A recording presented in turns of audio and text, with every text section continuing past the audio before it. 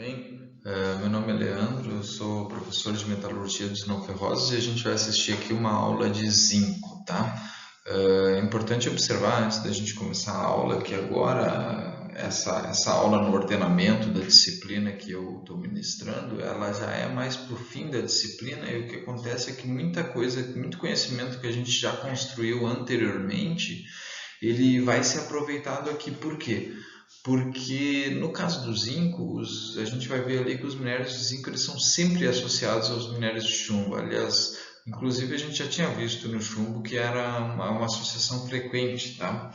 Então, a extração do zinco, ela tem muito da extração do chumbo, elas se sombreiam muito. Então aqui a gente acaba aproveitando um pouco o conhecimento produzido para o chumbo para explicar a redução do zinco, tá? Então vamos começar a aula e vocês vão entender essa parte aí. Primeiro vamos falar, antes de ir à aula, vamos falar os conteúdos dessa aula, tá? Eu vou começar primeiro, como sempre, fazendo um apanhado das propriedades que fazem do zinco um metal interessante para aplicação, né? Falar um pouquinho também do beneficiamento dos minérios de zinco, a extração, como ocorre a extração dos minérios de zinco, também as aplicações as aplicações do metal zinco e também a terminologia e que ligas existem de zinco, tá? Então esse é o conteúdo básico da aula de hoje e a gente vai ver ele mais destrinchado nos próximos slides.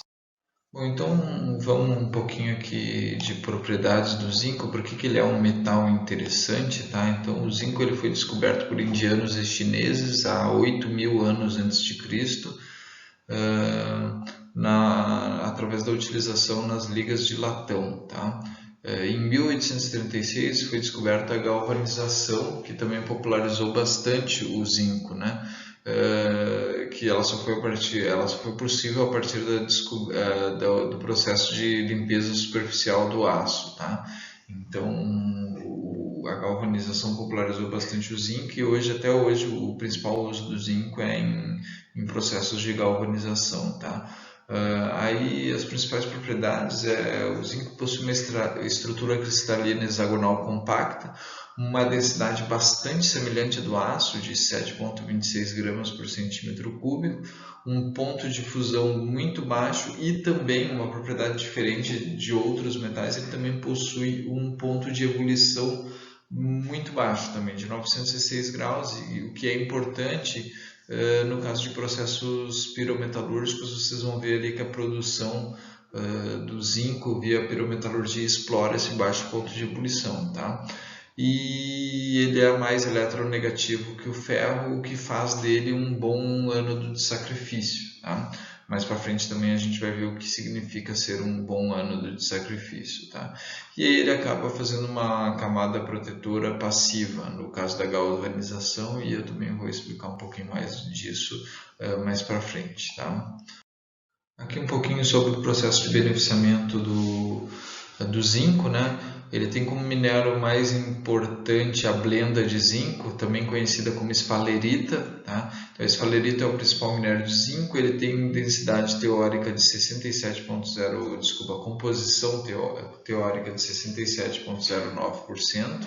Isso quer dizer o seguinte, se eu pegar um minério que é 100% esfalerita, ele vai ter 67,09% de zinco e 32,91% de enxofre, tá? Então, as principais impurezas dele são o sulfeto de chumbo, tá? Que na realidade acaba sendo um coproduto, porque eles são sempre produzidos juntos, tá?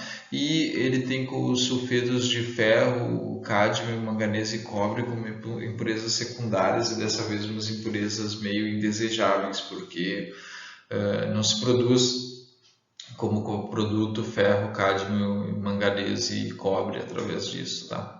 E sim, chumbo. O chumbo é um coproduto da produção de zinco, tá? O processo de beneficiamento ele basicamente compreende um circuito simples de flotação, tá? Quando a gente está, vocês lembram lá do processo de produção de chumbo, quando a gente está visando produzir chumbo, ali é interessante botar entre as etapas de comminuição finas e grosseiras, entre as etapas grosseiras e finas, se colocava uma etapa de beneficiamento gravimétrico. No caso do zinco, já essa etapa não existe, porque o objetivo aqui desse beneficiamento é priorizar o zinco. O chumbo já não é tão interessante, às vezes na jazida ele não tem uma concentração alta o suficiente, então aí nesses casos se faz um processamento simples de produção de sulfeto através da flotação, tá? Então aqui como que ocorre o processo, tá? Primeiro o minério ele é britado e peneirado em circuito fechado para que a gente garanta que todo o minério atinja o tamanho correto. Então isso significa o que? O overflow do peneiramento acaba retornando a britagem para uma rebritagem, possibilitando que ele atinja o tamanho ideal. A mesma coisa acontece na moagem, o minério é moído e posteriormente ele passa por uma etapa de classificação. Os grosseiros dessa classificação acabam sendo moídos novamente até atingirem o tamanho ideal. Por quê?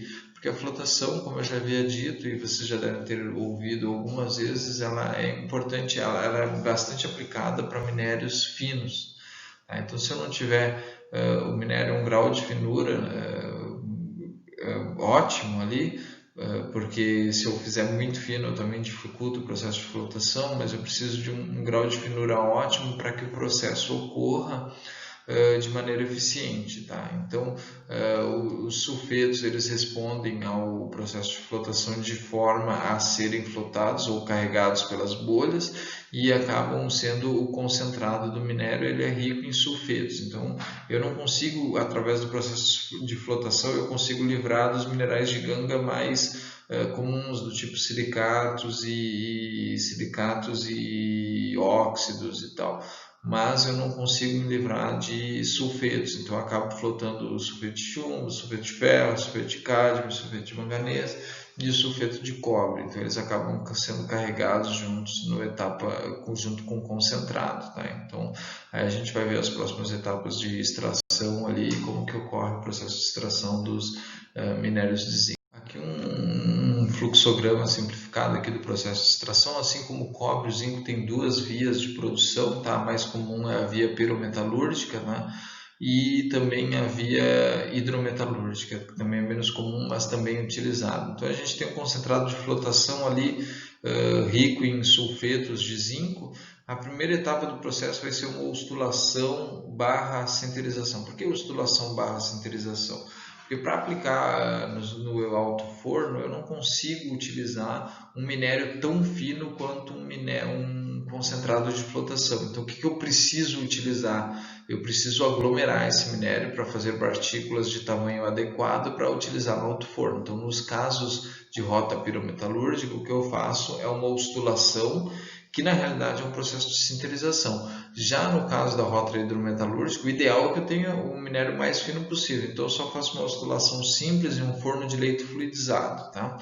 E aí depois, no caso da extração via pirometalurgia, eu só passo por um alto forno, que eu vou explicar ali que tem particularidades bastante interessantes, e aí eu já obtenho o zinco puro. Já no caso da rota hidrometalúrgica, eu vou demandar um processo de lixiviação, seguido de uma extração por solvente e uma eletrorecuperação, que é a precipitação do zinco que está em solução ali após as duas primeiras etapas de hidrometalúrgicas, né, de extração hidrometalúrgica. Ele é precipitado na forma de ânodos cátodos, desculpa, de zinco, tá? Então agora eu vou ver mais detalhes, a gente vai explicar mais detalhadamente ali a extração via piro e hidrometalurgia, tá?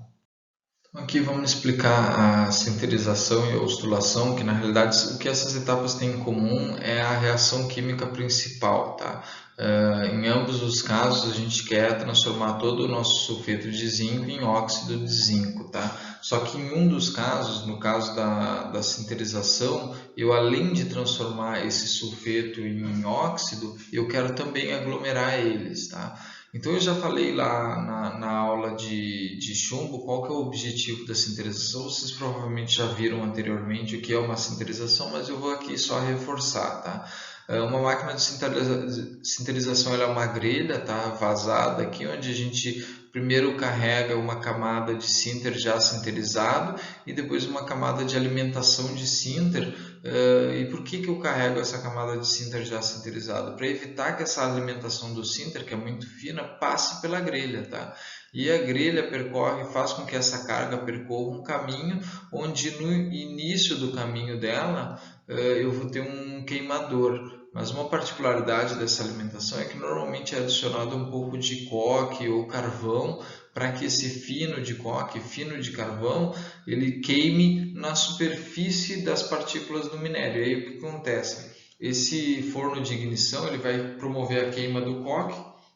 Nessa superfície de ignição vai haver uma fusão parcial ali dessa superfície e através dessa fusão parcial vai haver a união das partículas, fazendo assim uma partícula maior aglomerada via essa fusão parcial. E aí, a partir do momento que começa esse processo via ignição aqui no forno de ignição, essa frente de reação começa a ocorrer e vai percorrendo até o fim do processo de sinterização. Então, o que acontece? Aqui começa a entrar em ignição, então a reação começa a acontecer aqui. Quando não tem mais reação aqui, na parte inferior do reator, há a sucção do ar, né, que é o que promove a reação. Se vocês forem olhar aqui, é o oxigênio presente no ar que promove a reação. Então, o queimador, o que ele faz? Ele só ativa essa reação. E aí, a partir do momento que eu começo a fazer a reação acontecer, tá, via sucção do ar aqui para baixo do forno, o que acontece? Quando eu promovo que essa reação ocorra, ela vai acontecendo de cima para baixo. Por quê? Porque o ar ingressa aqui em cima, reage com quem tem para reagir, mas aí tem um momento que já não tem mais ninguém aqui para acontecer reação. Então ele passa de volta, não tem mais oxigênio no ar, né? Então 20% do ar é oxigênio.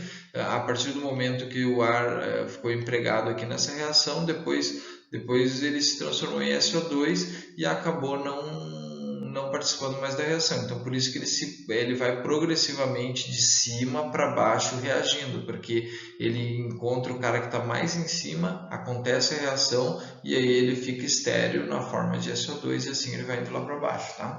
Então, nesse caso aqui, eu tenho como produto um aglomerado sólido de óxido de zinco. O outro caso é o caso da ustulação de zinco num forno de leito fluidizado. Nesse caso específico do forno de leito fluidizado, o que vai acontecer é que eu vou ter a mesma reação, só que lá no forno de leito fluidizado eu vou produzir um material fino, tá? E aí o forno de leito fluidizado funciona exatamente igual ao material lá da aula de cobre. Então, se você não lembra, dá uma voltadinha lá na aula de cobre, porque com o intuito de transformar a aula menos repetitiva, eu vou acabar não falando isso, descrevendo o reator novamente aqui, tá? Então, o que vocês têm que entender é que lá na ustulação, no leito fluidizado, eu não tenho aglomeração, então eu entro com o fino e saio com o fino e depois esse fino vai ser um óxido de zinco e aí a gente vai ver o que eu faço com ele nas etapas de extração hidrometalúrgicas, tá?